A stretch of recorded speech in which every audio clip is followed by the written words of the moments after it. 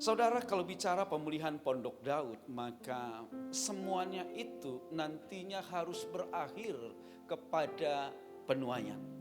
Saudara, doa-doa yang kita lakukan itu bukan buat diri kita sendiri.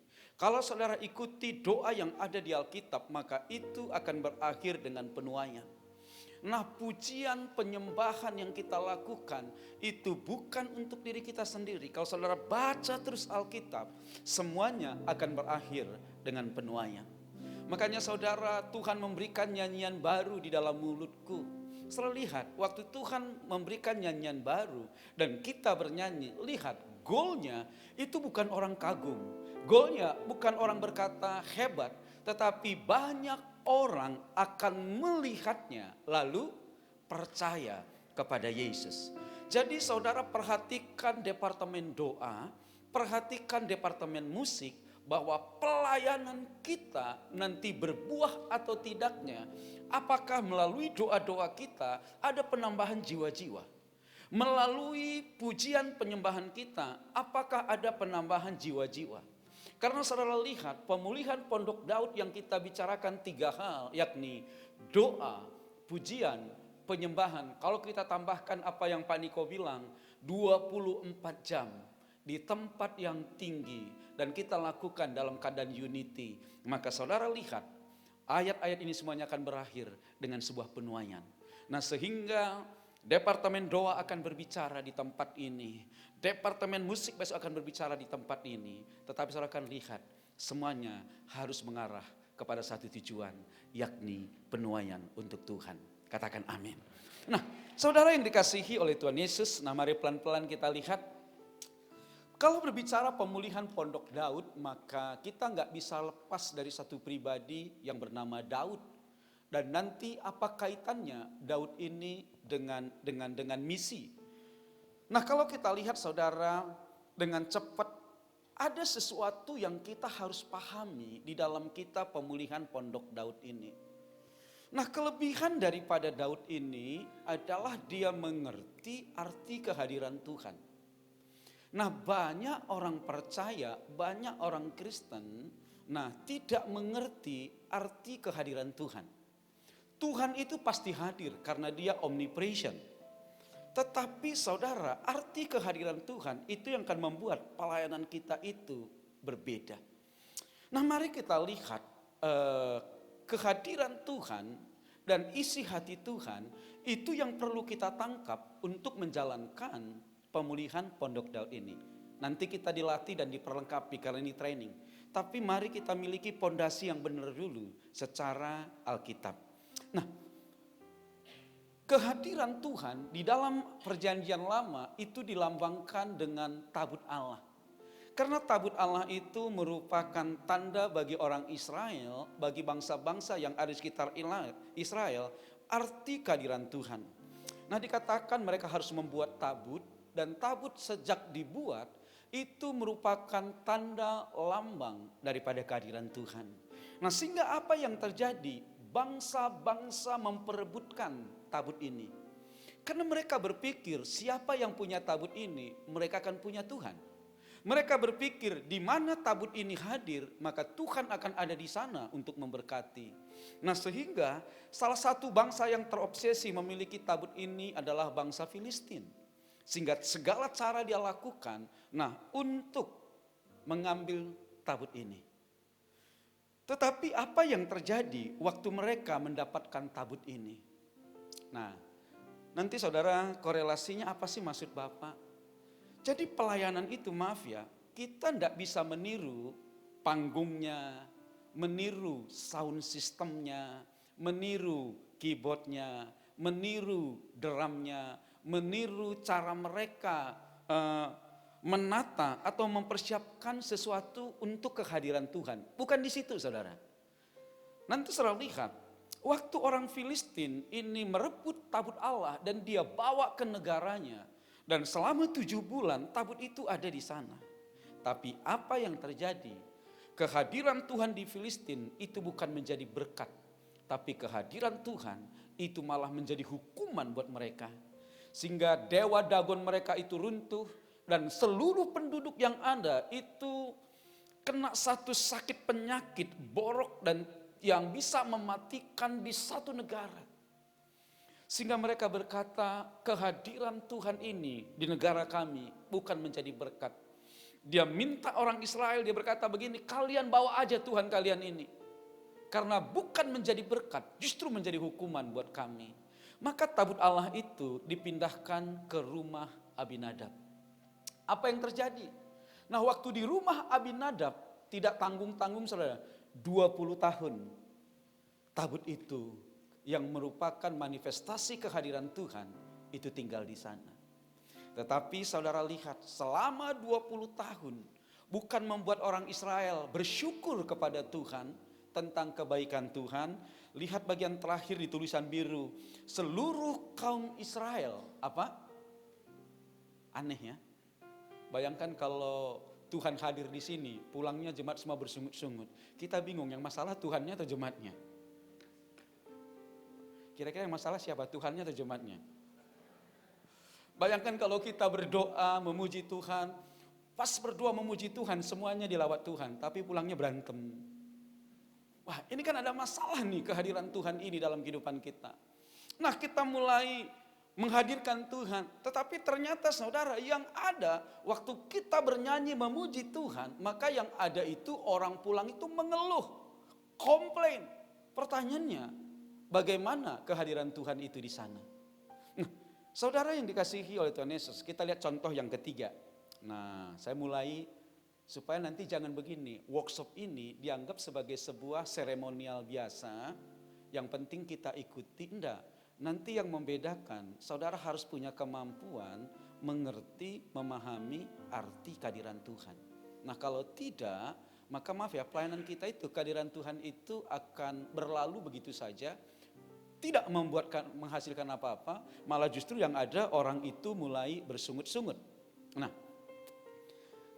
setelah di rumah daripada Abinadab 20 tahun, maka kemudian dipindahkan ke satu tempat yang namanya tempat di rumah Obed Edom. Ini saudara ditaruh ke rumah Obed Edom ini sebenarnya ceritanya tidak enak. Karena ceritanya itu waktu dibawa dari Abinadab ke Yerusalem, ke kota Daud, maka tabut ini jatuh, dipegang sama Usa, Usanya mati.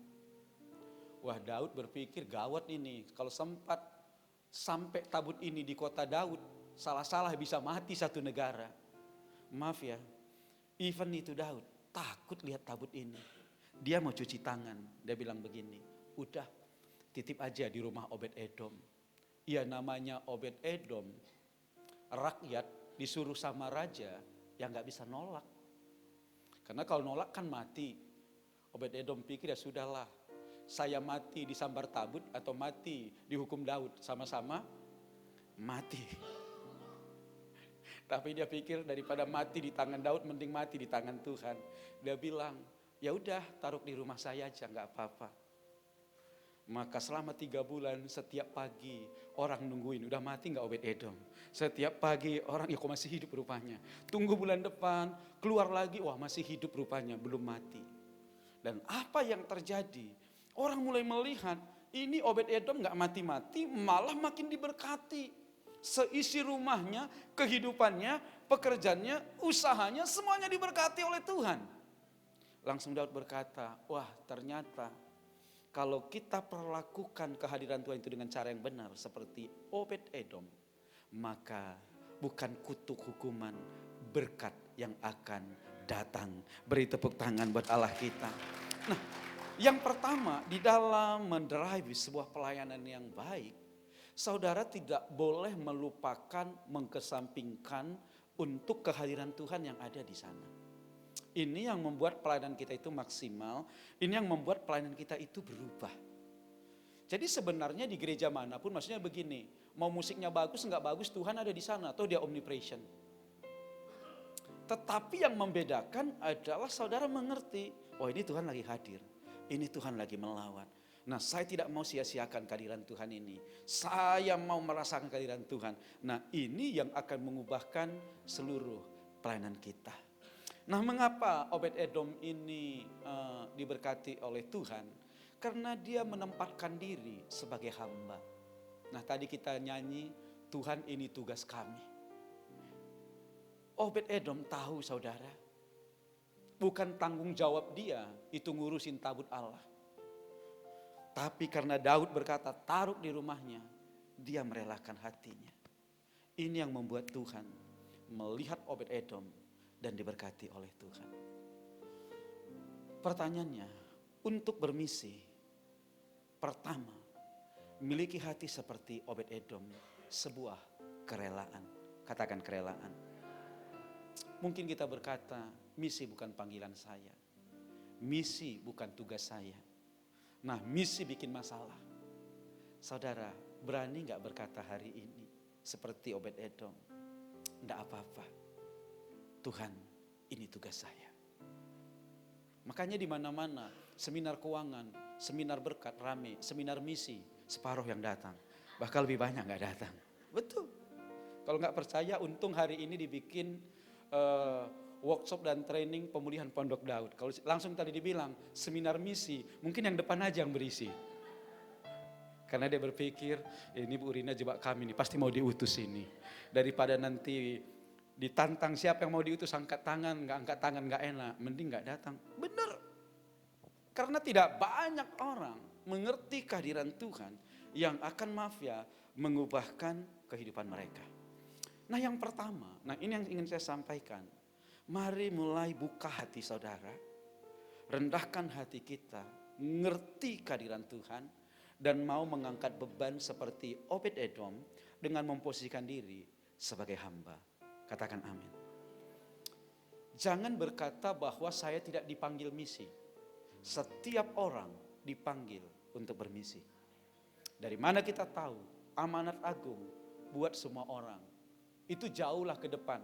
Kalau kita mulai dari awal, Yohanes 15 ayat 16 Tuhan berkata, bukan kamu yang memilih aku, tetapi akulah yang memilih kamu.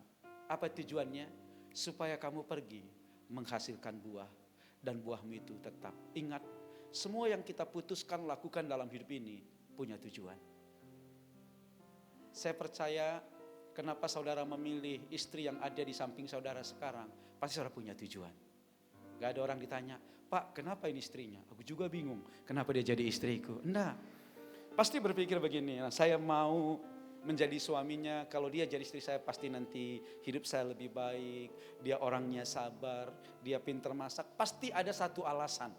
Kenapa saudara pilih orang itu jadi istri atau pilih orang itu jadi suami? Saya percaya gak ada yang bilang, ya inilah Pak, saya juga bingung kenapa saya pilih dia. Nah saudara, kalau saudara lihat handphone saudara, kenapa saudara pilih tipe itu pasti ada alasannya. Ya Pak kenapa ya? Dia pilih tipe yang seperti itu, bukan yang paling bagus. Pasti ada alasannya, uangnya gak cukup. Nah itulah cukupnya gitu kan. Jadi intinya saudara, kita memilih sesuatu itu pasti ada tujuannya. Nah gembala, pengerja di tempat ini memilih semua alat-alat di sini, pasti ada tujuannya.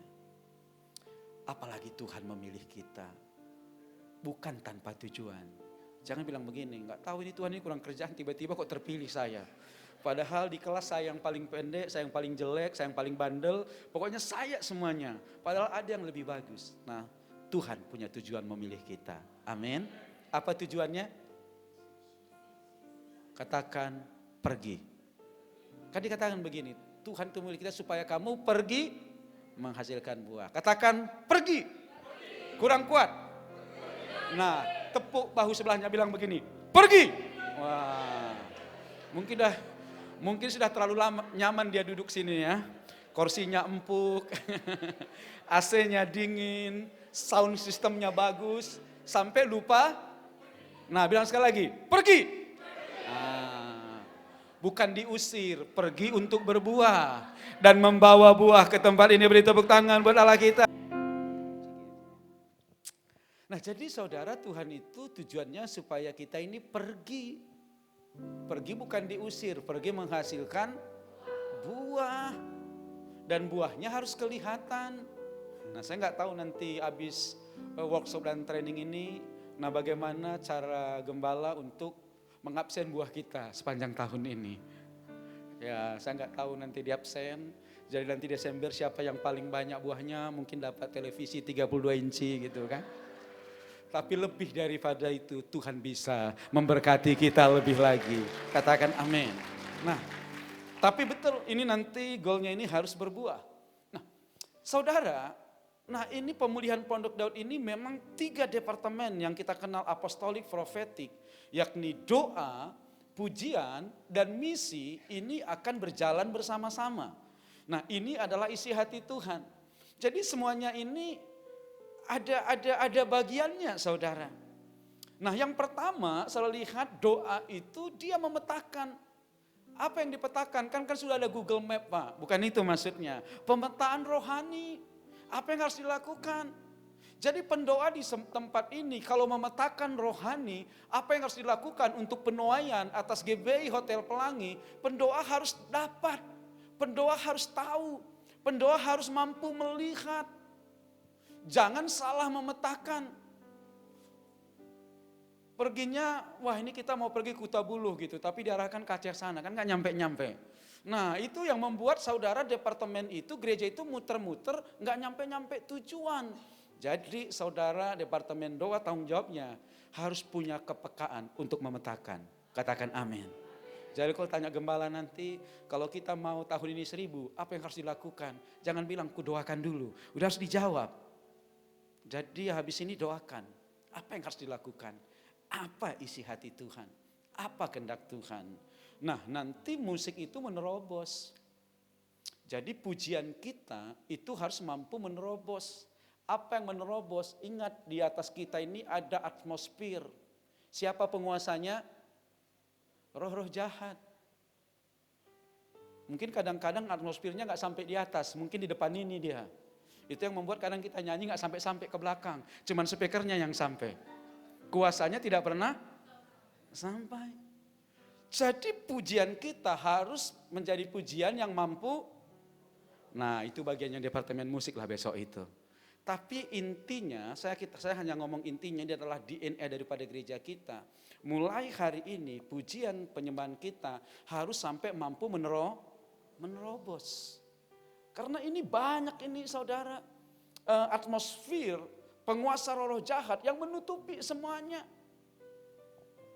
Jangan heran saudara di Alkitab itu mereka baca Alkitab mereka nggak ngerti. Orang berkhotbah, pendeta berkhotbah, gembala berkhotbah, hamba Tuhan berkhotbah, itu bisa jemaat itu nggak mengerti. Kenapa? Karena belum diterobos. Makanya kita kalau WL-nya sama pemusiknya bisa menerobos. Biasa kita khotbah itu enak banget. Tinggal ngomong masuk semuanya. Tapi kalau kita pergi ke satu cabang, departemen musiknya belum bisa menerobos, wah kita khotbah itu keringat dingin. Kenapa? Begitu berat gitu. Lihat wajah orang kayaknya mau nelan kita semuanya. Kenapa? Mereka belum seperti tanah yang subur yang siap mendengar firman. Jadi masih banyak gelombang-gelombangnya, masih banyak lubang-lubangnya, banjir lagi. Belum ditimbun. Nah kan ada lagunya kan. Ratakan tanah.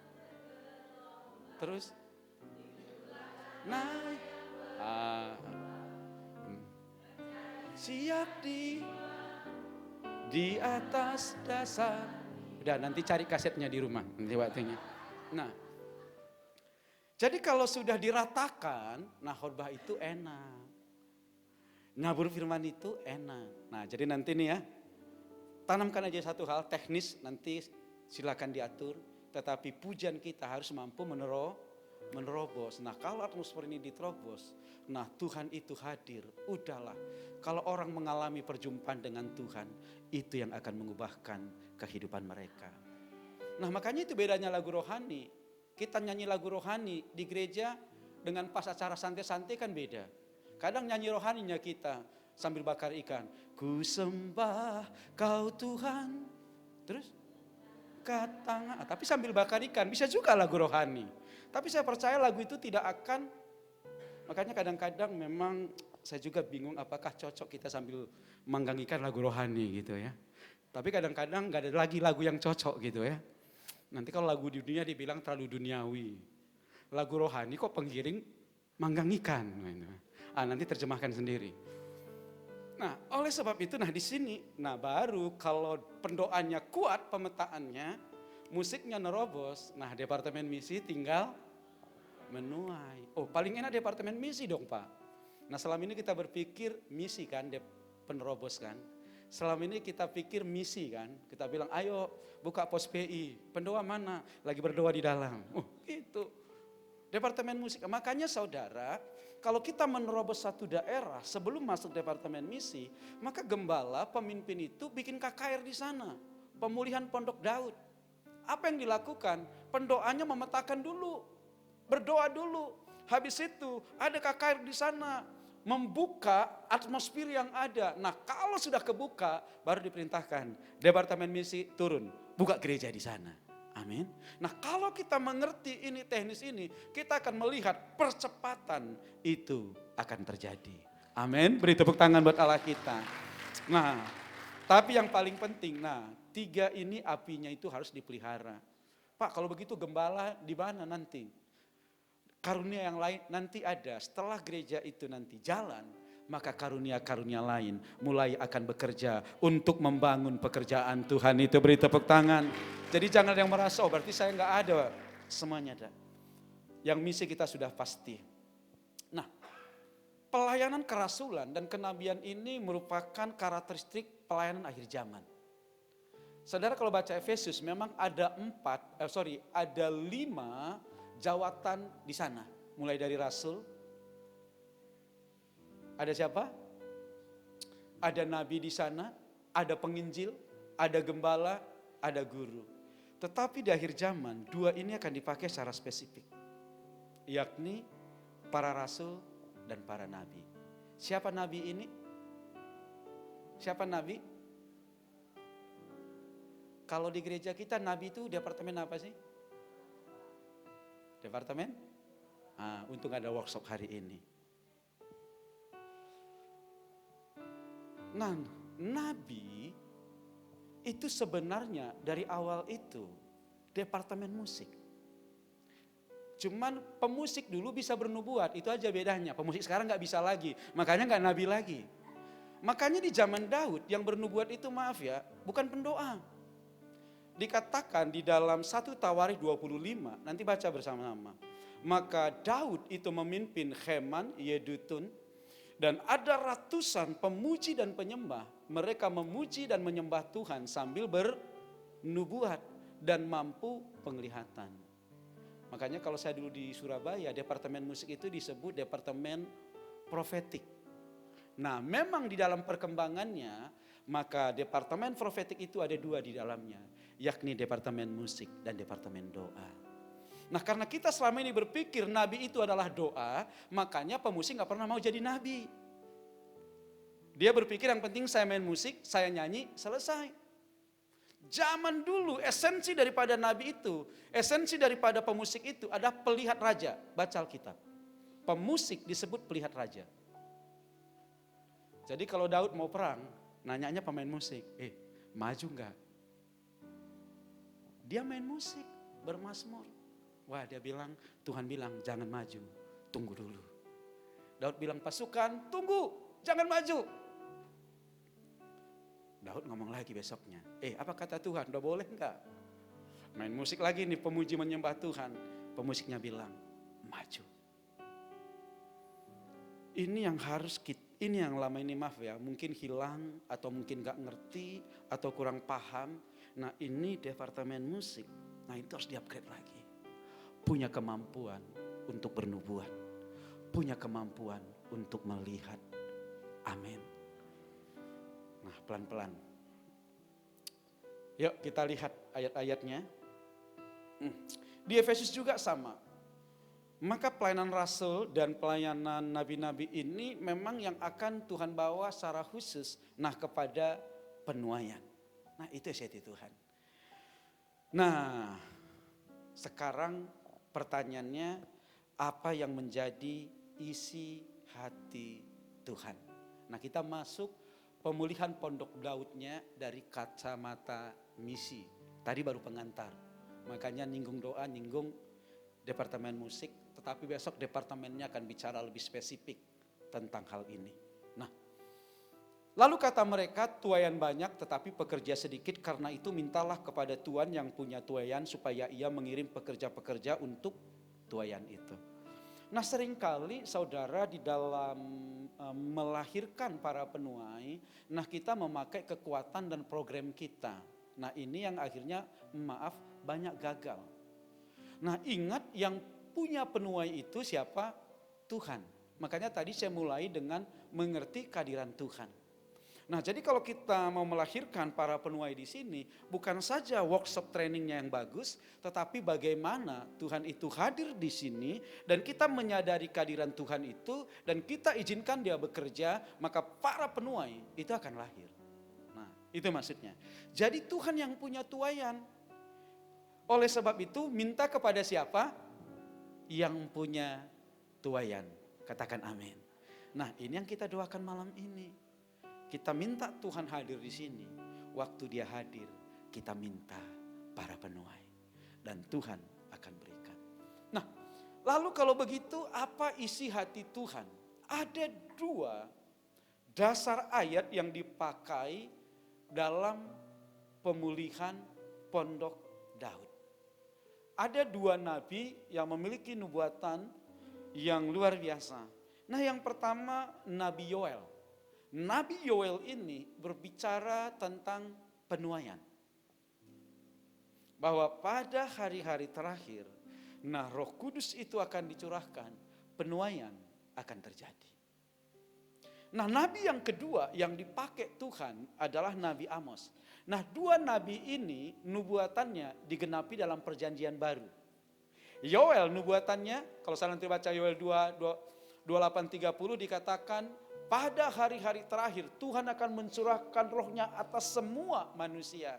Sehingga anak-anakmu laki-laki dan perempuan akan bernubuat. Orang-orang tua akan mendapatkan penglihatan-penglihatan dan mimpi. Hamba-hambamu laki-laki perempuan dipenuhi. Nanti saya lihat, untuk apa? Supaya ada penuaian. Nabi Amos itu berbicara pemulihan pondok Daud. Pemilihan pondok Daud Nabi Amos itu berbicara tentang percepatan. Nanti disebutkan saudara, pembajak, penuai itu saling susul menyusul karena terjadi akselerasi yang luar biasa. Nah saya percaya saudara 2 hal ini kita akan lihat apa nubuatannya dan bagaimana kita melakukannya melalui pelayanan, misi, penginjilan, pemberitaan kabar baik. Memilih itu ada tujuan. Kalau Tuhan melakukan sesuatu itu ada tujuan. Tidak ada di Alkitab, tidak ada perbuatan tangan Tuhan yang tidak punya tujuan. Kalau dia bernubuat mencurahkan Roh Kudus dan dia mencurahkan Roh Kudus tentunya ada tujuannya. Tentunya dia mencurahkan Roh Kudus tujuannya bukan supaya kita ini hanya sekedar berkata-kata dalam bahasa roh. Nah nubuatan itu memang akan terjadi dan kita lihat ini yang disampaikan oleh Yoel ribuan tahun yang lalu, jauh sebelum ada Tuhan Yesus. Nah di dalam kisah para rasul maka nubuatan itu mulai digenapi. Nah waktu mereka berkumpul di upper room, di loteng atas, maka Roh Kudus seperti lidah-lidah api turun dan memenuhi kehidupan mereka. Nah pertanyaannya, benar kita berbahasa roh itu tujuan awal adalah membangun diri kita. Tapi kita nggak berhenti di sana. Tujuan daripada Tuhan itu mencurahkan rohnya yang kudus. Lihat dalam kitab Yoel. Maka dicatat, barang siapa yang berseru kepada nama Tuhan, tadi kan ayat 28 kan Tuhan bernubuat mencurahkan rohnya yang kudus. Tujuannya untuk apa? Barang siapa yang berseru kepada nama Tuhan itu akan diselamatkan. Jadi sekali lagi tujuan daripada Tuhan mencurahkan rohnya yang kudus, kata semua manusia, hamba-hamba, anak-anak kita itu untuk keselamatan.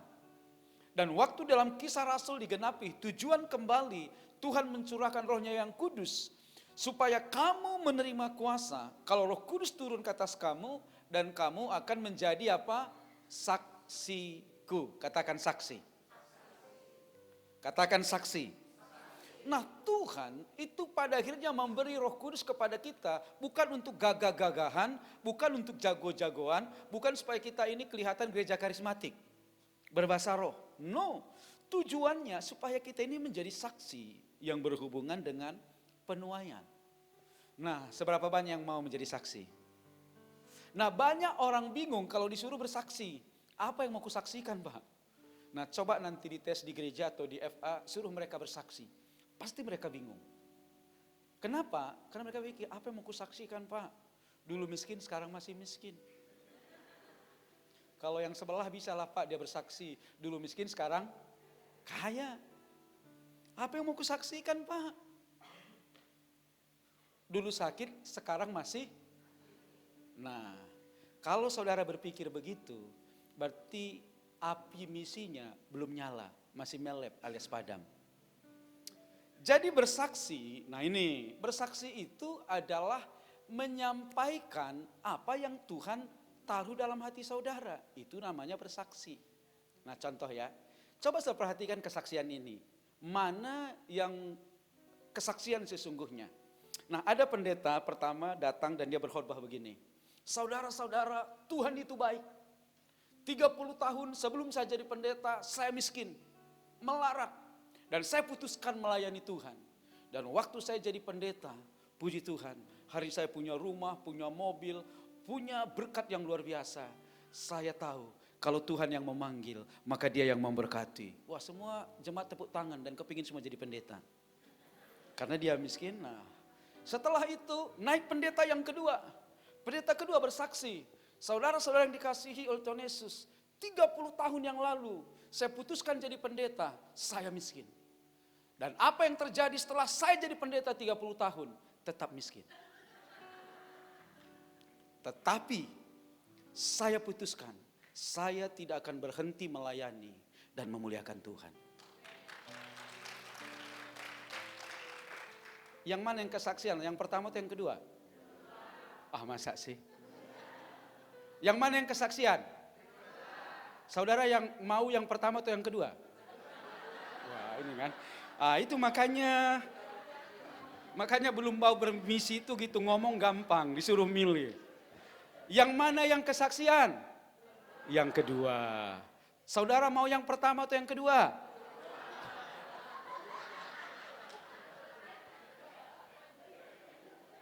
Dulu miskin, sekarang kaya, itu juga kesaksian. Tapi itu semua orang bisa. Yang kedua tadi kesaksian juga, yang itu hanya orang khusus yang bisa. Dulu aku miskin, sekarang pun masih miskin, tapi aku setia melayani Tuhan. Hanya orang-orang yang mengasihi Tuhan yang bisa.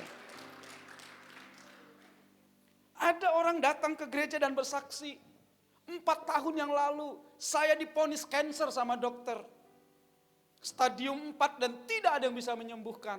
Saya datang kepada Yesus, saya menangis, saya berpuasa. Dan puji Tuhan, kemarin saya cek ke Singapura. Begitu saya lihat hasilnya, kanker saya hilang. Wah, semua tepuk tangan. Itu kesaksian. Tapi ada hamba Tuhan yang kedua datang dan bersaksi. 4 tahun yang lalu, saya kena kanker. Divonis usia saya pendek. Saya berdoa, saya berpuasa, silih berganti pendeta berdoa, tapi kanker saya nggak sembuh-sembuh. Tetapi saya tidak akan pernah tawar mengikut Tuhan. Saya tak percaya kepada Yesus. Apapun yang terjadi dalam hidup saya miliknya. Itu juga kesaksian. Bilang sebelahnya, nggak perlu kaya dulu baru bersaksi. Nggak perlu kaya dulu. Amin. Jangan nunggu, jangan begini, Pak, apa yang mau kusaksikan? Kalau engkau dulu miskin, masih miskin, saksikanlah kesetiaanmu. Benar. Jadi bersaksi itu gak mesti kekayaan. Kesetiaan pun kesaksian. Kalau engkau disembuhkan Tuhan, bersaksilah. Kalau engkau belum disembuhkan, bersaksi juga. Kalau engkau tidak tawar mengikut Tuhan, orang akan berkata, luar biasa ibu ini. 4 tahun kena kanker belum disembuhkan Tuhan, tapi tetap dia setia mengikut Tuhan. Orang kan kagum. Sama seperti Gracia.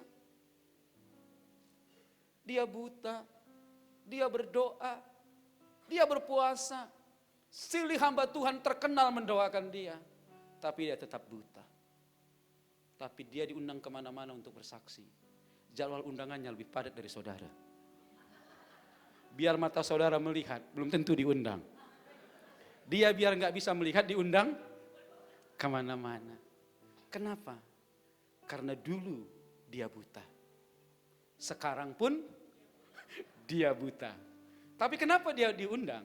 Karena dia berkata, walau ku tak dapat melihat semua rencanamu Tuhan, namun hatiku tetap memandang padamu. Kau tuntun langkahku, walau ku tak dapat berharap atas kenyataan yang dialami, kenyataan hidupku, namun hatiku tetap percaya kau ada untuk. Amin.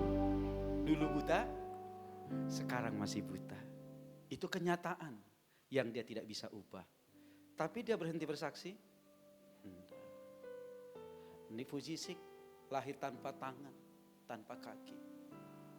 Saya percaya doa ibunya, bapaknya, opungnya, tetangganya, temannya cuma satu. Tumbuhlah kakinya, tumbuhlah tangannya. Tapi sampai hari ini enggak tumbuh-tumbuh. Apakah dia diundang untuk bersaksi? Yes. Kenapa? Apa yang dia saksikan? Dia bersaksi, saya berdoa buat tangan dan kaki saya tumbuh, enggak tumbuh-tumbuh, tapi saya bisa berenang. Kalah sama orang yang punya 2 tangan, 2 kaki. Ada yang berenang langsung gaya batu, kan enggak muncul-muncul. Ada, tapi dia bisa berenang. Saya berdoa buat tangan dan kaki saya supaya tumbuh, tapi enggak tumbuh-tumbuh. Tapi saya bisa bermain drum elektrik dengan baik. Saya berdoa buat tangan dan kaki saya supaya tumbuh, enggak tumbuh-tumbuh. Tapi saya mengetik, punya kecepatan di komputer di atas orang rata-rata. Beda dengan kita kan, jangankan ngetik di komputer, kadang matikan komputer pun kita enggak tahu. Karena pernah saya suruh orang matikan komputer, dicabut coknya, mati semua. Saya yang jantungan, datanya aman gak ini? Ya memang mati juga. Nah artinya saudara, Roh Kudus itu untuk bersaksi bagaimanapun keadaan saudara. Enggak mesti nunggu kaya, katakan amin.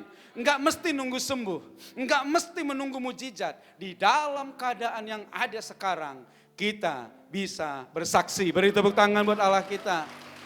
Jadi tidak ada alasan untuk tidak bersaksi. Katakan amin. Tidak ada alasan untuk tidak, karena engkau bisa menyaksikan perbuatan tangan Tuhan yang ajaib. Nah beberapa, mungkin 1-2 bulan yang lalu saya dijumpai oleh seorang ibu dan dia berkata, Pak, saya besok adalah pertama sekali di jadwal berdoa di Badah Raya. Saya departemen doa, Pak. Hati saya senang, Pak, saya dijadwal untuk di departemen doa di Badah Raya. Tapi begitu pas saya melayani besok, Pak, hari ini ada berita. Dia ngomong hari Sabtu, jumpai saya habis 2 puasa. Hari ini saya dapat berita, Pak. Apa beritanya? Suami saya selingkuh, Pak. Wanita itu hamil. Pak, saya terus melayani atau mundur? Saya tidak layak.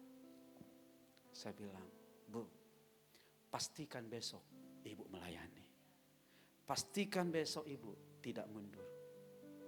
Dengan Ibu mundur dan tidak melayani, belum tentu suami Ibu berubah. Tapi kalau Ibu melayani, saya percaya apapun yang terjadi, ada Tuhan yang akan membela masalah Ibu. Begitu ya Pak. Nanti diberdiam dirikan pendoaku. Enggak, nanti saya yang bilang. Supaya engkau tidak berdiam diri. Kalau mereka nanti tahu masalah saya ini, saya langsung diskor. Enggak diskor. Nanti kita ini. Nah, saya lihat. Di tengah-tengah keadaan yang berat, kalau dia bisa melayani Tuhan, satu hari itu menjadi kesaksian. Itu sudah terjadi. Nggak mungkin kita bilang, ya udahlah Bu, beresin dulu masalah Ibu. Nah, itu yang lama-lama semua hilang. Tapi tetap kuat, paling tidak dengan kekuatan dan doamu, Tuhan akan memikirkan jalan keluar yang terbaik atas masalah yang ada. Berat nggak masalahnya? Berat. Saya dengarnya pun ngeri. Apalagi ditanya solusinya, makin bingung saya. Tapi kalau dia melayani Tuhan, Tuhan tidak pernah bingung dengan solusinya. Dia pasti punya jalan keluar. Amin. Ayo katakan, saya mau bersaksi. Amin. Saya mau bersaksi. Wah, kalau gini langsung 2 berkat ini. Udah mau semuanya. Jadi bermisi itu maaf ya cuma bersaksi. Enggak perlu tahu banyak ayat, bersaksi. Saksikan aja apa yang kau alami. Apapun keadaanmu, saksikan. Ya puji Tuhan, aku diundang WL, kuncinya dari C, nyanyinya dari D. Tapi yang aku lihat, kok semua jemaat nangis. Nggak tahu nangis kasihan atau nangis dilawat Tuhan, nggak tahu. Tapi puji Tuhan, lama-lama jadi baik. Nggak apa-apa kan? Dengar kan kesaksian petobat baru yang saking semangatnya, dia nyanyi, dia bilang, oh saya sakit, temannya sakit. Oh kita doa, tapi dia ingat gembalanya. Sebelum doa nyanyi dulu, makanya dia bilang kita nyanyi dulu. Biar nanti kuasanya itu lebih dahsyat. Mereka nyanyinya begini. Bulirnya, bulirnya, bulirnya sembuhkanku. Bulirnya, bulirnya, bulirnya sembuhkanku.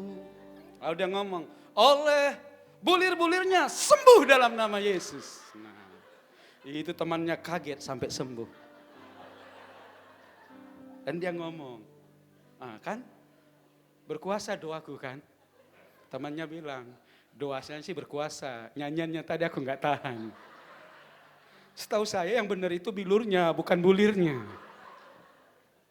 Nah nih jawaban dia, gak apa-apa. Itulah Tuhan itu. Oleh bulir-bulirnya saja kamu sembuh. Apalagi oleh bilur-bilurnya. Kamu pasti akan sembuh. Saya gak membenarkan keadaan itu.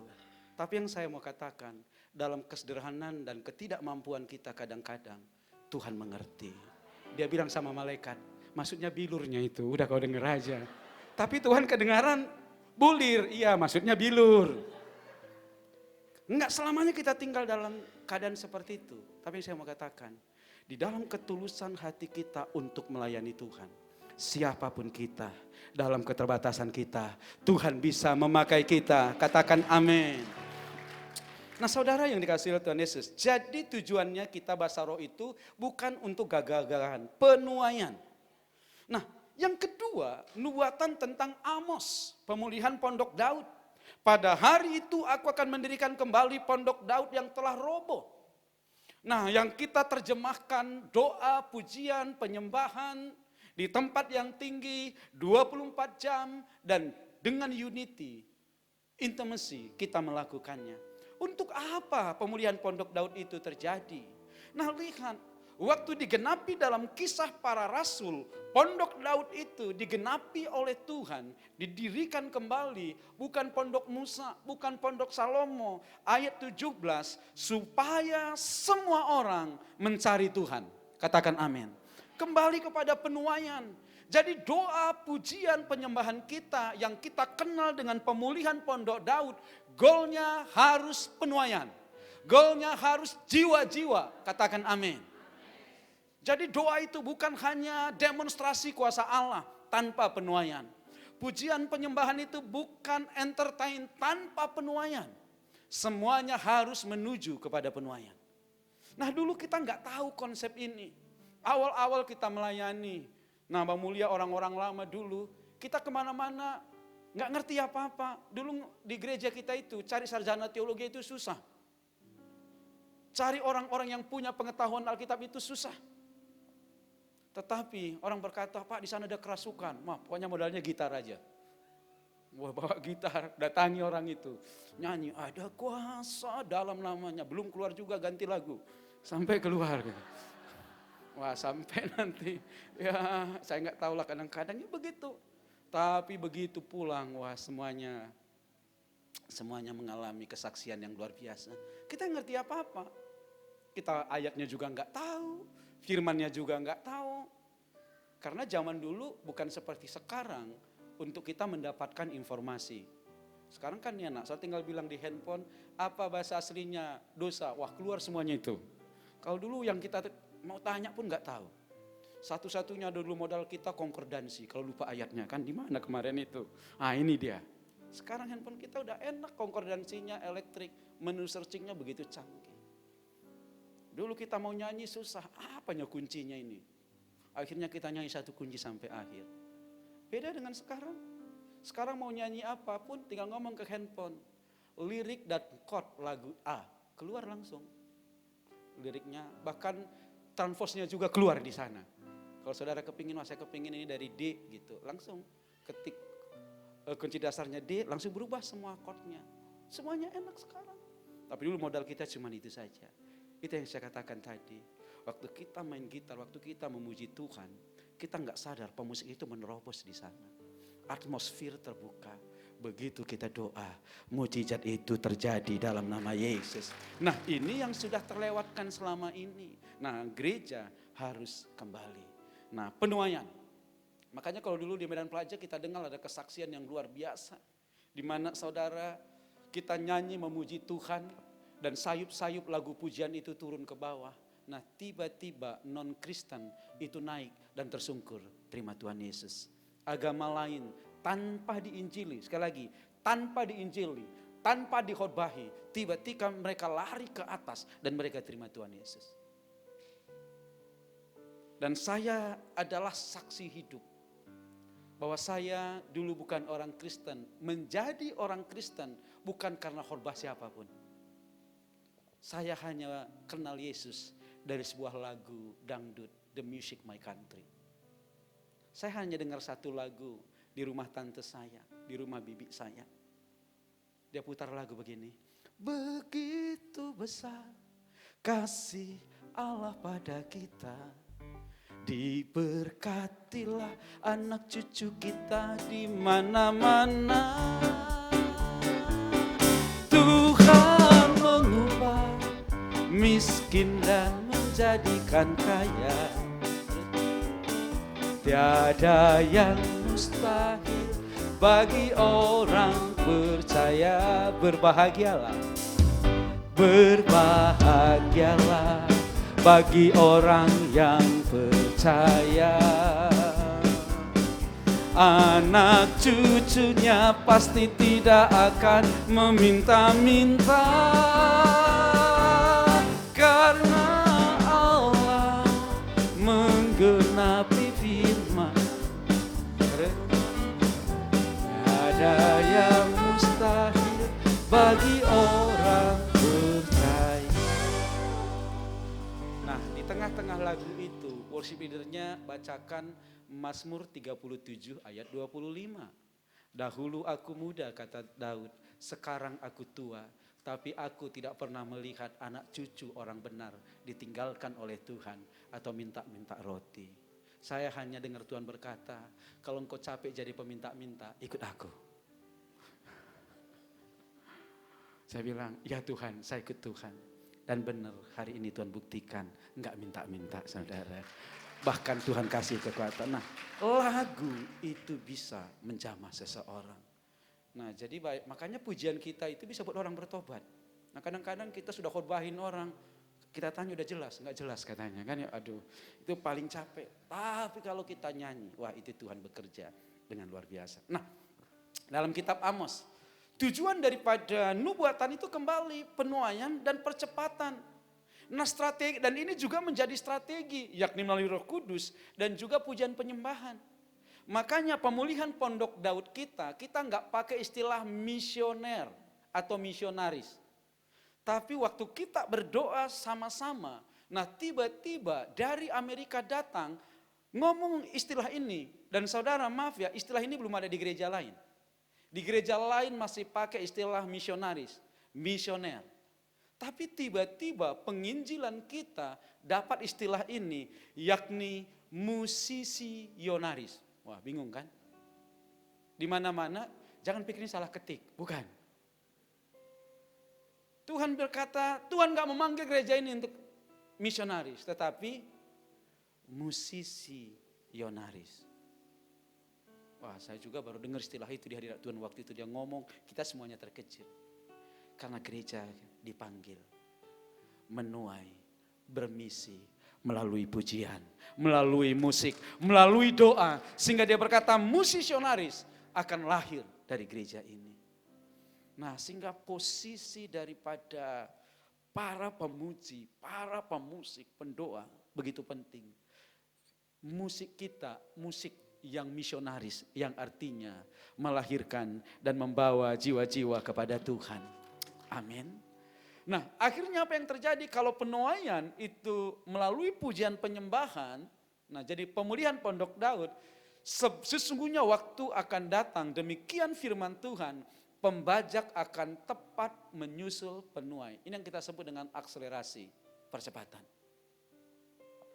Jadi ketika kita mulai nanti bermisi melalui pemulihan Pondok Daud ini, di mana kita mulai menggabungkan dua pujian penyembahan untuk penuaian, maka percepatan itu akan terjadi. Karena penuaian itu melalui Tuhan. Gembala kita, para pemimpin dunia, pemimpin rohani berkata, sehebat Reinhard Bonnke, sehebat Maurice Cerullo, sehebat Benny Hinn, penginjil-penginjil yang luar biasa, pertanyaannya, berapa pertambahan orang Kristen di dunia? Tidak banyak. Kehebatan hamba Tuhan dicatat oleh sejarah, tidak terlalu ada penambahan Kristen yang signifikan. Bahkan jumlah Kristen di dunia kadang-kadang cenderung menurun. Kalau orang-orang yang hebat begitu saja tidak terlalu mengubah data yang ada, berarti penuaian yang Tuhan mau bukan melalui one man show, tetapi doa, pujian, penyembahan bersama-sama. Maka penuaian malaikat itu akan terjadi. Dan itu yang akan membuat saudara seperti apa yang dialami oleh Paulus dalam waktu 2 tahun.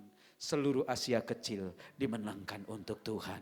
Beri tepuk tangan buat Allah kita. Mari saudara.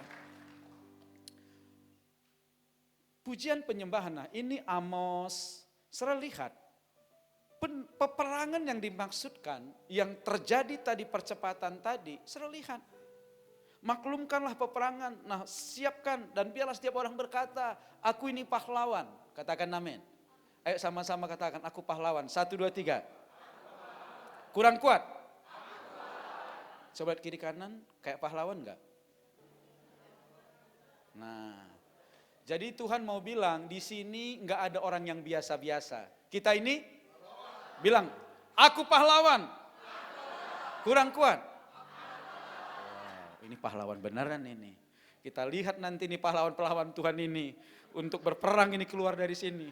Jangan aku pahlawan di sini. Begitu keluar gerbang.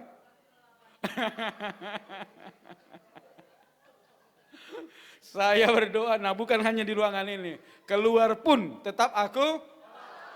Biar di pintu rumah, udah ditunggu penagih hutang katakan, aku pahlawan. Tuhan akan menolong saya membayarnya, bukan lari. Tuhan akan berikan jalan keluar buat saya untuk mengatasinya. Nah, dan turunlah ke lembah Yosafat. Nanti saya baca Alkitab, lembah Yosafat itu artinya lembah pujian. Penuaian, peperangan di Alkitab. Kalau kita kembali ke Yosua 6, itu mengingatkan kita kembali. Peperangan kita berbeda dengan peperangan dunia. Melalui pujian. Penuaian kita melalui pujian. Nah itu kenapa saudara kemana-mana kita pergi. Dan saya bersyukur gereja ini nangkap. Nah pemulihan Pondok Daud ini merupakan sarana strategi dalam kita menuai. Jadi jangan selalu berpikir, nah ini Bu Rina dan teman-teman di sini hanya ikut-ikutan biar ada program aja.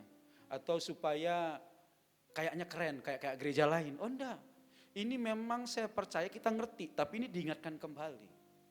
Ini adalah panggilan kita. Kita diperlengkapi di sini. Dan luar biasa untuk kita memberikan waktu kita, hati kita datang, nah untuk diperlengkapi. Saya percaya ini bukan kebetulan. Kita akan mendengar sesuatu yang sebelumnya kita nggak pernah dengar. Nah ini yang saya mau tutup dalam beberapa hal. Pertanyaannya, kenapa kita gagal untuk pemberita Injil atau kabar baik? Karena itu pergilah jadikan semua bangsa muridku, ini hanya mengingatkan kita bahwa semuanya dipanggil. Nah, saya tidak akan bicara ini apa itu misi. Nah, nih. Ini yang saya ajarkan di Departemen Misi dan ini perhatikan baik-baik. Ada 5 jawatan di dalam misi. Di dalam Alkitab. Yaitu Rasul, Nabi, Penginjil, Gembala, Pengajar. Dalam hal ini, saya ingin bicara satu, yakni penginjil. Karena kita akan membawa kabar baik. Nah, kenapa kita gagal? Karena kita nggak mengerti isi Injil. Kita bilang kabar baik. Nah kadang-kadang gini ya, ada orang sakit kita datangi, kita berkata begini, Pak, kalau Bapak mati masuk surga atau masuk neraka? Saya mau tanya, itu kabar baik atau intimidasi? Hah? Coba kita pikirkan.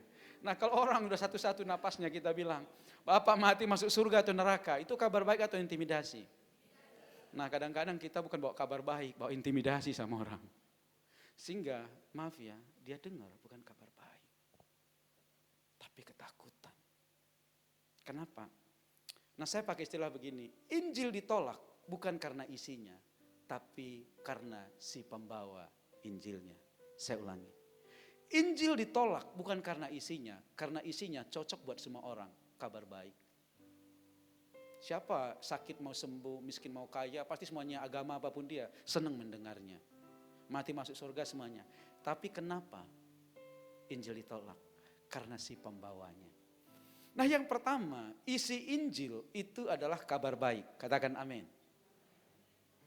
Jadi kalau memberitakan Injil jangan nakut-nakuti, jangan intimidasi, jangan ngancam orang. Tetapi beritakan kabar baik. Nah, berikut. Apa sih kabar baik itu? Memberitakan pembebasan. Saya percaya apapun agamanya, rindu dibebaskan. Amin. Makanya kalau ada orang udah kerasukan, agama apapun yang mendoakan mau dia, yang penting lepas. Apapun agamanya, nah mau didoakan.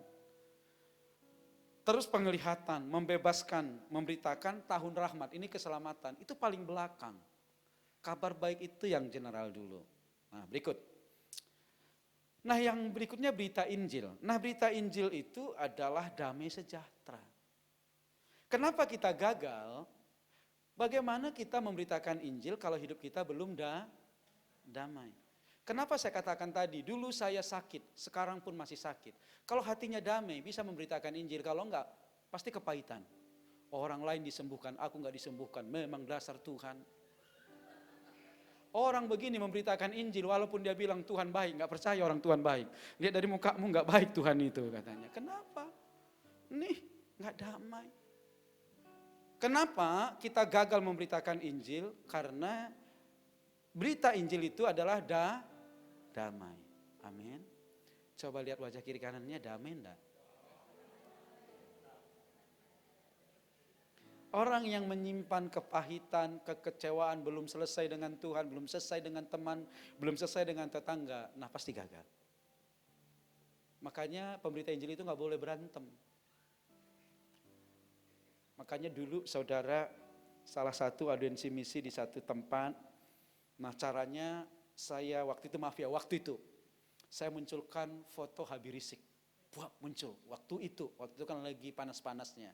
Saya tanya kepada yang hadir, enaknya orang ini cepat mati atau panjang umur?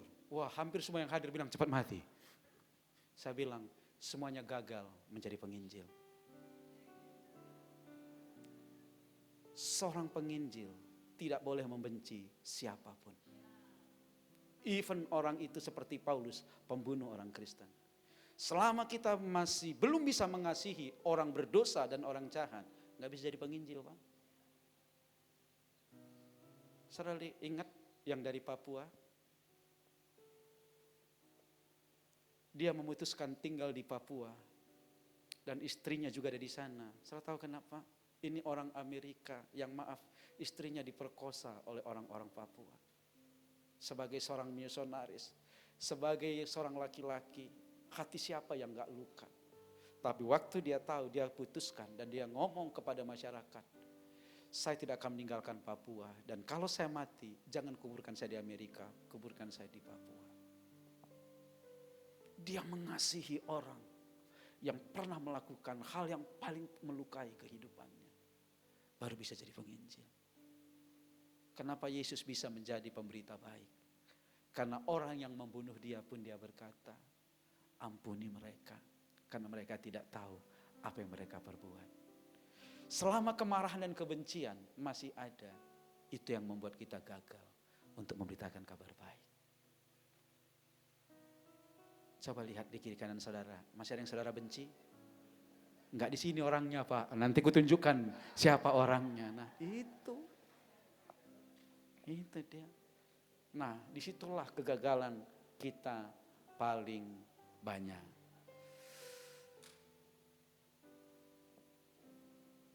Kasih, nah itu adalah inti daripada Injil.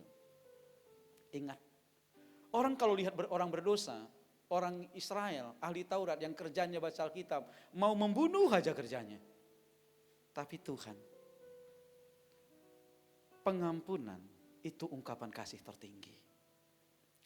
Dia waktu ditanya, apakah tidak ada yang melempari engkau dengan batu sampai mati? Wanita ini berkata, tidak ada Tuhan. Dan Yesus berkata, kalau mereka tidak, aku yang akan bunuh kau. Enggak. Dia berkata, aku pun tidak. Ini yang mengubahkan wanita ini. Sentuhan kasih lebih daripada khotbah yang begitu banyak yang bisa kita sampaikan. Wanita ini berubah. Karena ada sebuah sentuhan yang tidak menyalahkan dia, tetapi dia melihat ada Yesus yang mau menerima dia. Pengampunan itu menolong orang lain. Saudara tidak bisa tolong orang berdosa dengan cara menghakimi mereka, menghukum mereka, menilai mereka. Tetapi pengampunan, sentuhan kasih itu menolong orang. Maka bangkitlah dia, ini tentang anak yang hilang, kepada bapaknya ketika masih jauh. Ayahnya melihatnya, lalu tergeraklah belas kasihannya. Ayahnya itu berlari mendapatkan dia, lalu merangkul. Lalu, enak ya bacanya ya. Tapi coba bayangkan anak bungsu ini anak saudara, waktu pulang enaknya diapain? Itulah kan sok jago kau dulu. Ujung-ujungnya balik juga kau kan. Apa aku bilang dulu? Memang kau tidak bisa. Kalau bapaknya lakukan itu, maka anak bungsu ini akan hilang selamanya. Tapi waktu bapaknya lihat, dulu berangkatnya masih ganteng, pulangnya kok udah dekil. Dulu masih agak gemuk, kok udah kurus sekali. Tetapi maaf, dicatat bukan anaknya yang berlari menghampiri, tetapi bapaknya yang lari, diapain? Dirangkul. Diapain? Wah, itu aromanya baru dari mana dia? Dari kandang babi itu saudara. Penerimaan itulah yang membuat anak ini tertolong dan kembali kepada Bapa. Bukan penolakan. Kenapa kita gagal? Karena kita menilai orang dan kita sudah pakai tembok untuk menolak mereka. Yang ketiga, kenapa kita mengampuni? Karena pengampunan itu menolong diri kita sendiri. Kalau saudara gak bisa mengampuni dan berdamai, yang rugi saudara sendiri. Saudara pahit lihat orang itu, marah lihat orang itu, gak bisa tidur, gak bisa makan, gak bisa minum kopi gara-gara orang itu. Orang itu minum kopi dan tidur dengan nyenyak. Dan jumpa dengan kita, gak tahu pula dia bersalah. Salam Pak, kok agak kurusan sekarang katanya. Dalam hati mau ngomong, gara-gara kau ini saya kurus. Tapi gak bisa ngomong gitu ya. Orang yang kita benci, kita marahin, gak tahu pula dia salah. Enak pula dia makan, tidur. Diajak pula kita, kok agak kurusan, gak makan. Begitu sama-sama mati, dia pula yang di sorga. Udah berapa kali rugi? Bilang sebelahnya, banyak kali rugimu. Nah ini satu contoh. Waktu hatinya marah, komplain, gak mau mengampuni.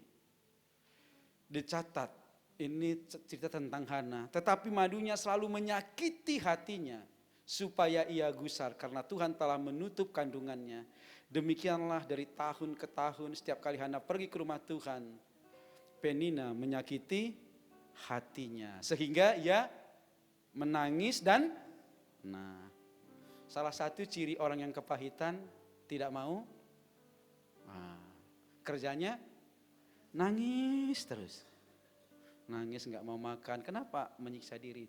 Bayangkan saudara, dari tahun ke tahun kerjanya cuman nangis dan berapa hari?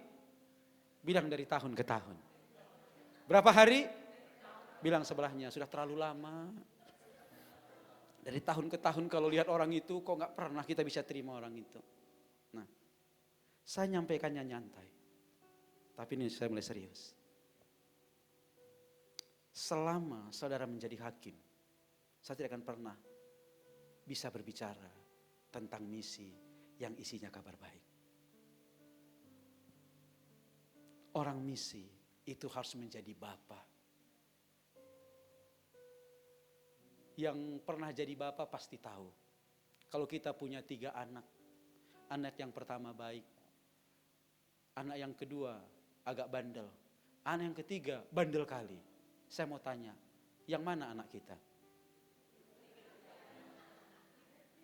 Hah? Saya ulangi ya. Kalau kita punya 3 anak, anak pertama baik, anak kedua agak bandel, anak ketiga bandel kali. Yang mana anak kita?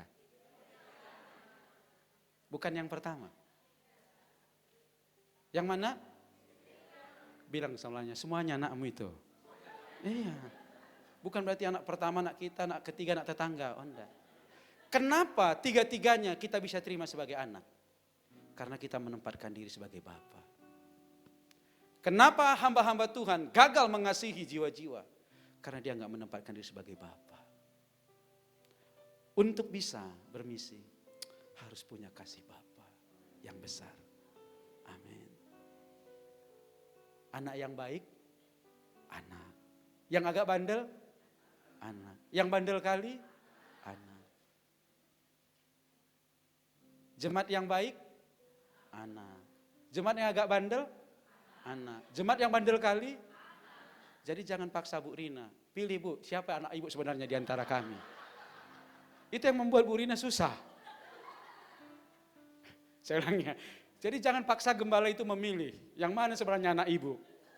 Memang gembala ini enggak adil. Aku baik, biasa dia. Itu agak bandel, biasa. Yang bandel kali pun biasa. Bilang semuanya itu anak. Jemaat yang baik, anak. Jemaat yang agak bandel, yang bandel kali, anak. Itulah hati gembala. Jadi jangan pernah paksa gembala memilih di antara kita yang bandel dan baik. Ayo ibu pilih mana kami ini. Pas lagi berantem kan gitu. Banyak kan pengerja dan jemaat suka berantem bawa kepada gembala. Dan suruh gembala memutuskan mana yang paling dikasihi. Yang mana yang paling dikasihi?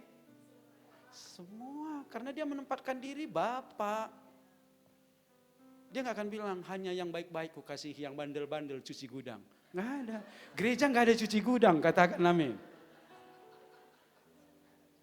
Semuanya adalah milikilah hati itu dalam melayani.